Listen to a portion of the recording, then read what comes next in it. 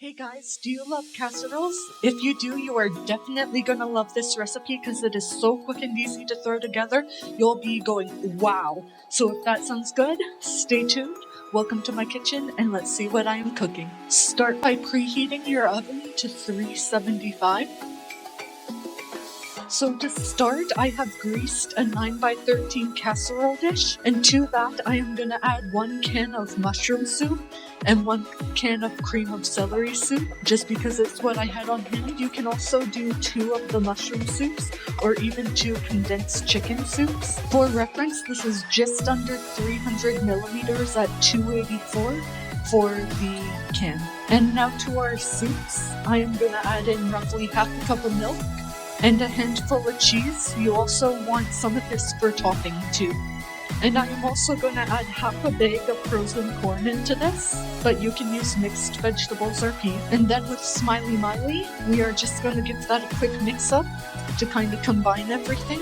And now to our casserole dish, we are going to add in roughly about 16 chicken nuggets. I'm kind of going to spread those out all over. You might want to do more if you want a bit more chicken, or you can even do like a chicken breast situation with like 2 to 3 chicken breasts chopped up. Since I had a little less than needed for the chicken nuggets, I am just going to go overboard with the tater tots. If you end up having more chicken nuggets, just do less tater tots, and that should come out okay too. And then I am kind of just going to squish these in so that the soup kind of touches everything. And now for a bit of additional flavor, I'm just going to go in with some Italian seasoning, just all over the top of our nuggets and our tater tots. You want about 1 tablespoon for our Italian seasoning. And just so it's seasoned nicely, I am also going to do some salt and pepper, because tater tots and chicken nuggets tend to not be salty enough or peppery enough for me. And then just as a precaution, because I don't want to make a mess of my oven, I am going to set this on a sheet pan just in case the soup kind of flips over. And I almost forgot to sprinkle on a bit more cheese. That's what'll make or break this dish, in my opinion, is not having enough cheese. You can also, I'm sure, do dairy-free cheese if you're not into like dairy-based cheeses. I'm sure that would be fine, but this still won't be vegan or vegetarian because of the chicken.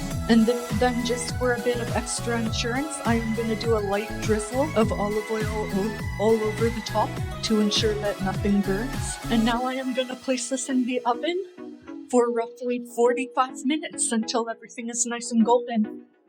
Now I will see you back here in a second. I should also point out that I got a large bag of the store brand chicken nuggets and tater tots, so they were about $10 each, which makes them the most affordable option for if you want leftovers, but you can use any chicken nugget and any tater tot for this particular recipe.